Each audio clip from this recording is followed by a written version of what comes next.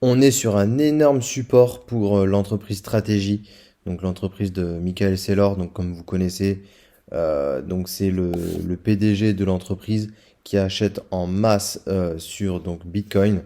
Donc il a commencé à faire ses achats, je crois, depuis 2020 environ. Et il a accentué donc ses achats au niveau de 2022, 2023 pendant le bottom. Donc pourquoi on est sur un énorme niveau? Tout simplement, alors déjà on va enlever quelques dessins, non on va les laisser. Euh, Déjà au niveau des retracements de Fibonacci, donc on va prendre déjà ce point bas qui correspond donc à août 2024 et ce point haut. On est déjà en fait dans la zone de rechargement. Donc je l'avais dessiné, donc 0,618 et 0,786. Donc ça, premièrement, c'est déjà un bon point d'entrée quand on est sur une zone de rechargement. Et d'autant plus que, alors, hop, on va se mettre en mensuel. Nous avions un fair value gap mensuel qui s'est créé, qui était ici en septembre, entre septembre et donc novembre. Donc c'est sur le mois de octobre 2024. Donc nous avions eu ça. Et enfin, enfin si je puis dire, le prix revient dans le fair value gap mensuel. Donc là, c'est une énorme opportunité parce qu'un fair value gap mensuel, c'est souvent retracé, souvent comblé, souvent retravaillé, comme d'ailleurs les fair value gap daily ou weekly, hein. Mais mensuel, c'est très important. On peut pas le laisser comme ça intact. Donc là, on est revenu dedans. Et ce que j'aime bien également, c'est que si je prends le plus bas, donc le bottom du bear market de 2022, que ce soit sur les cryptos ou même sur les actions, hein, il y a eu un bear market en 2022, et que donc je prends le plus haut bah, de 2024, nous avons également au même endroit quasiment donc une zone de rechargement ici entre 215 dollars et 126 dollars. Donc on est vraiment dedans. Donc il y a une confluence entre ce point bas et ce plus haut et ce point bas et ce plus haut.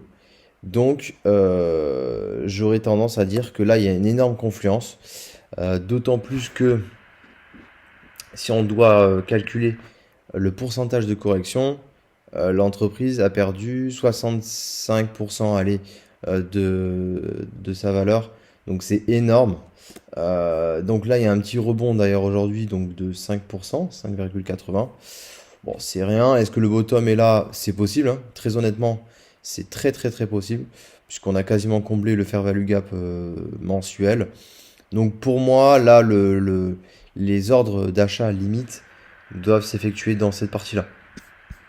Là, vraiment, c'est une opportunité en or.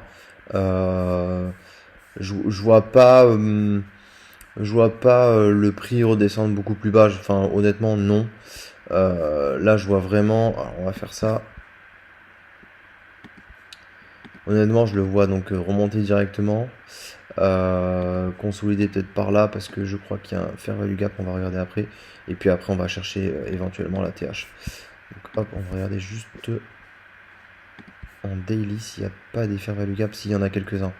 Il y en a un là, 340. Et dans cette partie-là, 280. Et il y aura ici, il y a un gap baissier. Donc globalement, c'est plutôt pas mal ce que j'ai dessiné. Donc c'est parfait. Et en weekly, qu'est-ce que ça donne? Est-ce que c'est plus réaliste peut-être? Euh, non, non, tout est comblé. Ok, donc ce sera plutôt du daily qu'il faudra combler les gaps et les fair value gap. Donc franchement, opportunité en or, d'autant plus que le RSI est très bas. Là actuellement il doit être quasiment à 30. Sur du weekly en plus c'est quand même assez rare. Si on prend un exemple de l'époque, hein, ici fair value gap, tiens, RSI très bas et on a marqué quasiment notre bottom. Donc là c'est vraiment des endroits où il faut acheter, comme ici d'ailleurs. Hop, bottom. Voilà. Donc l'analyse est terminée. N'hésitez pas à liker la vidéo et à vous abonner donc pour suivre les prochaines analyses. Merci, à plus tard, ciao.